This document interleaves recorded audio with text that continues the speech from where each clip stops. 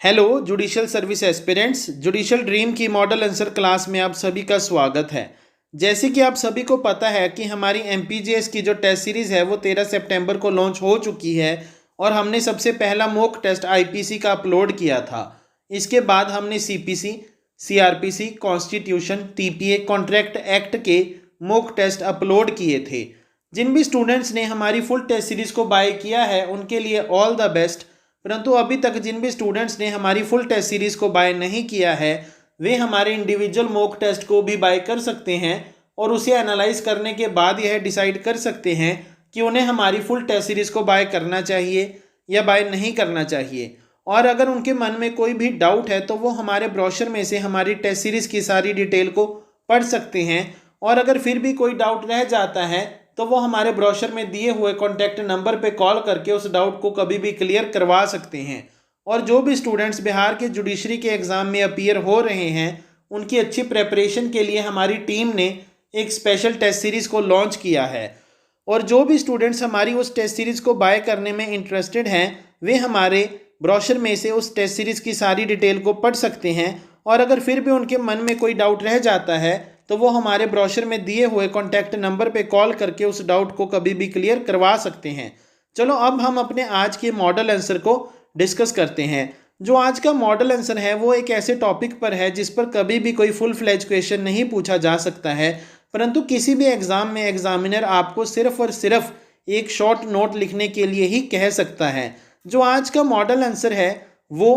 Guardianship of a person of the minor for custody के topic पर है। और यह टॉपिक मुस्लिम लॉ में एक बड़ा ही इम्पॉर्टेंट टॉपिक है और मुस्लिम लॉ में इसे हिजानत के नाम से जाना जाता है। बेसिकली जो आज का टॉपिक है वो custody of a minor child पर बेस्ड है। अगर किसी भी एग्ज़ाम में आपको ये क्वेश्चन पूछा जाता है तो आपने सबसे पहले अपने आंसर में बताना है कि जो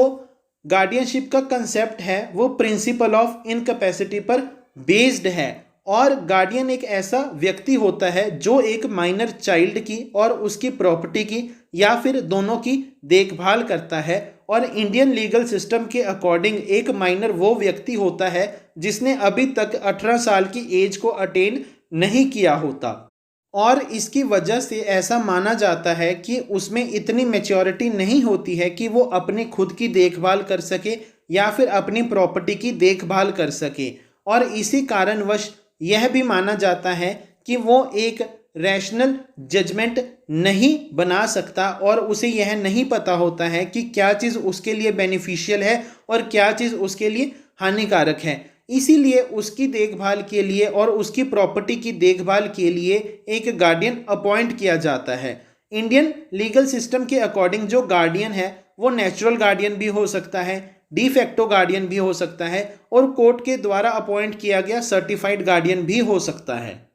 इसके बाद हम अपने आंसर में बताएंगे कि मुस्लिम रिलीजन के अकॉर्डिंग एक बच्चे का जो नेचुरल गार्डियन होता है वो उसका फादर होता है और उसके फादर की यह रिस्पॉन्सिबिलिटी होती है कि वो अपने बच्चे की और उसकी प्रॉपर्टी की देखभाल करे और उसे कोई भी परेशानी नहीं आने दे। परंतु मुस्लिम रिलीजन के अकॉर्डिंग एक पर्टिकुलर एज तक उस बच्चे की जो कस्टडी है वो उसकी मदर को दी जाती है।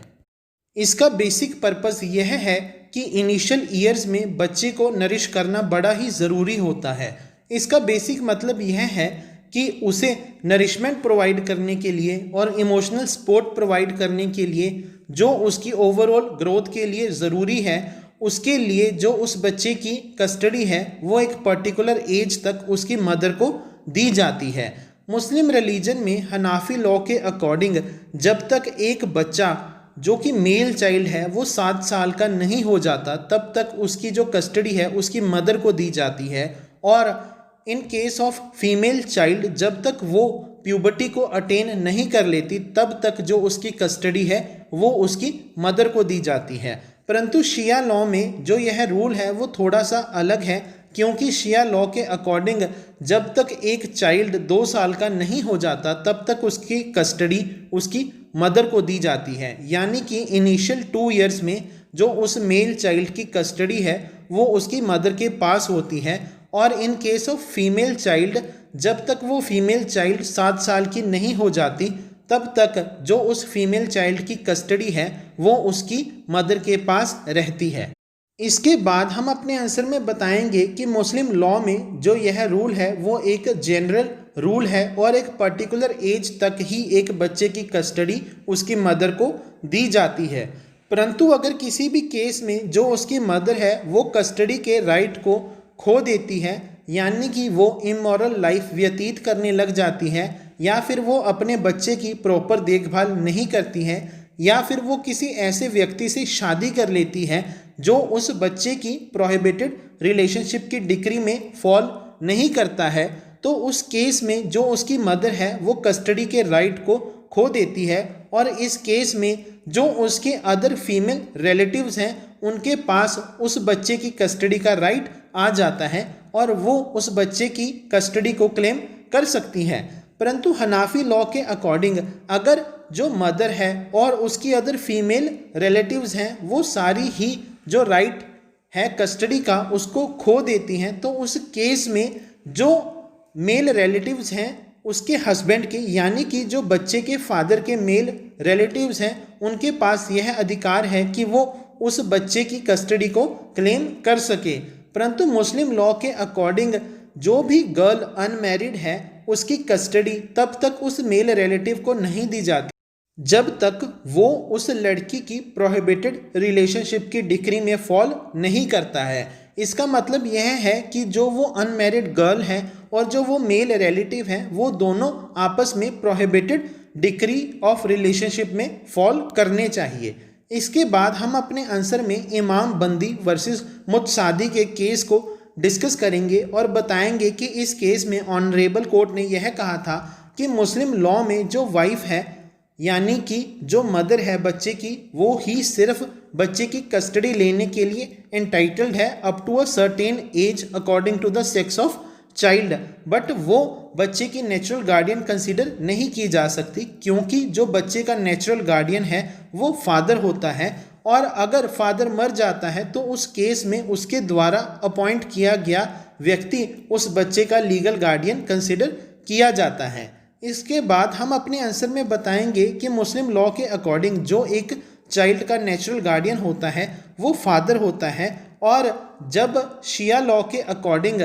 बच्चा 2 साल के ऊपर का हो जाता है या फिर जो गर्ल है वो 7 साल की एज को अटेन कर लेती है, तो इस केस में उन दोनों की कस्टडी है वो उनके फादर को दी जाती है। और हनाफी लॉ में अगर कोई भी मेल चाइल्ड 7 साल की एज को अटेन कर लेता है और जो वो गर्ल है वो प्यूबर्टी को अटेन कर लेती है, तो इस केस में जो उनकी कस्टडी है वो उनके फादर को दे दी जाती है।